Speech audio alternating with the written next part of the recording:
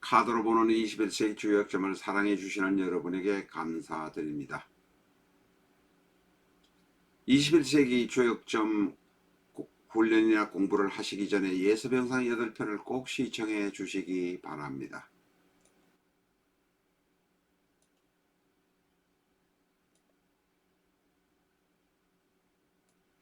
내 사주 내가 본다. 실전 적천수. A4형 크기로 484페이지고 전 페이지가 칼라판입니다. 미국이나 캐나다에 계신 교포분이라면 아마존에서 구입하시기 바랍니다.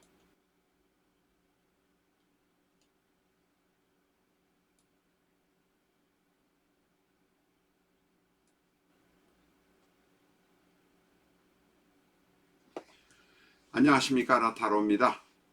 실전 적천수 792회 시간입니다. 이 시간에는 관성을 인종해 보는 시간입니다. 천간에 있는 관성, 특히 양간을, 일반적으로 양간을 인종합니다. 양간을 일지의 해수와 맞춰보는 것이 인종입니다. 물론 천간에 있는 병화가 행운으로 오는 경우에도 역시 인종의 모습을 취합니다. 그런데 병화를 해수에 맞춰보면 절종이 됩니다. 절이 되면 남의 말을 잘 듣지 않는다, 건강이 나빠진다, 공부가 안 된다, 두통이 생긴다의 문제가 공통적으로 있습니다. 남편은 직장에서의 문제가 생겨서 무능하다 소리 듣게 되어 있습니다. 아내에게는 잘하지도 못하고 간섭을 하고 지적질을 하다가 중년 이후에는 아내의 눈치를 보는 공처가가 될 수밖에 없습니다. 남명은 자식과의 인연이 짧습니다. 나와는 무정지상입니다. 관성인 병화를 가진, 절을 가진 신에는 원처 학문을 해야 되고 내 자식도 원처 학문을 시키게 되는 모습이 될 것입니다.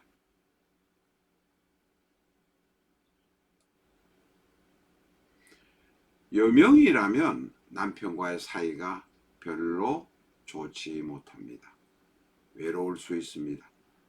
여명인 나는 악처가 될 수 있습니다. 나는 남편 복이 없다고 생각할 것입니다. 그러나 남편에게 성의를 다한다면 그것으로서 또한 헤쳐나갈 수 있는 것이 신해입니다. 왜냐하면 신해는 태극귀인이기 때문에 그렇습니다. 신해인 여명은 남편과의 잠자리가 중요합니다. 사이좋은 잠자리를 위해서 내가 노력을 하지 않으면 나는 외로운 사람이 됩니다. 병화를 인종해 보니 절입니다. 절. 정화를 음간을 인종 한번 해보겠습니다. 음간을 인종해 보면 태가 됩니다. 태와 절은 미묘한 차이가 있습니다. 내가 밤에 잠자리에서 잘 맞도록 노력한다면 남편과 이별 없이 살 수 있기도 합니다. 절과 태의 차이가 그 정도로 있습니다. 미묘하다고 말했지만 사실은 대단히 크다 말할 수도 있습니다.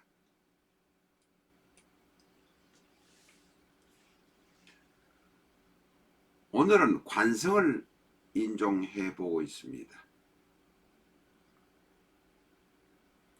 신해에게 만약에 오화가 온다면 지장간끼리 정임합 갑기합이 엮여 있습니다. 이리저리 합의되어 있습니다. 합이 좋다고만 생각하시지 말라고 여러 번 말씀드렸습니다. 만약에 오만 오는 것이 아니라 행운으로 오는 것이 이모가 온다면 이모 자체가 임수가 오화 안에 들어있는 정화와 정임합이 되어 있는 상태에서 옵니다. 그런데 다시 해수와 오화가 정임합, 각비합으로 암합으로 엮여 있은 상태가 되면 일이 잘 풀릴 것 같은데, 이 사람 저 사람과 만나서 쑥덕거려서 계약서도 작성하고 또한 연애도 그렇고 잘 풀려갈 것 같은데 의외로 잘 안 풀려가는 모습들이 나타납니다. 전에 말씀드린 일이 있습니다. 오화가 되면 그래도 화 중에선 좋다고 말씀드리는데 잘 안 풀립니다. 관성이 필요하긴 하지만 내 마음대로 되지 않는 것이 바로 관성입니다.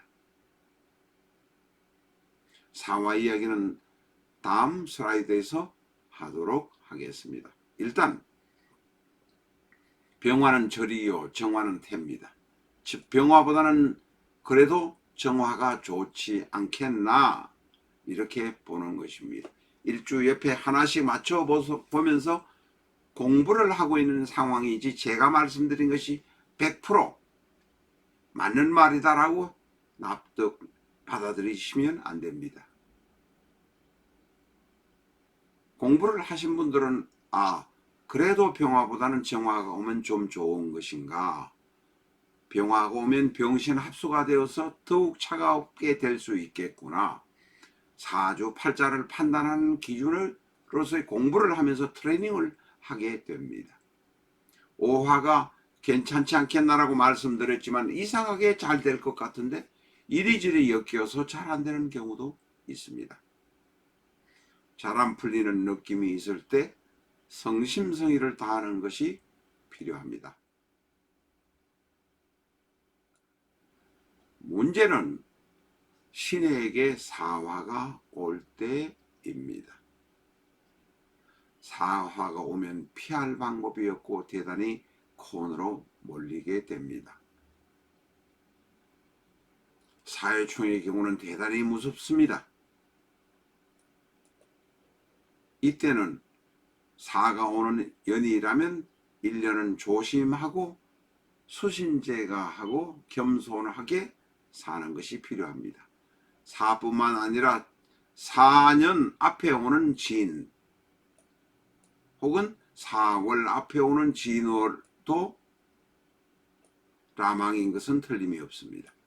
진과 사는 해가 사를 만나면 라망을 만나는 모습이고 사해충이 되는 모습이 바로 됩니다. 진도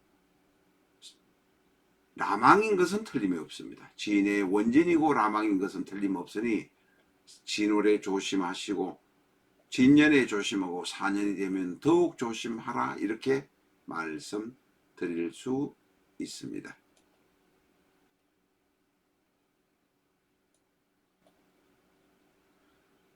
관성인 화의 이야기를 해보았습니다.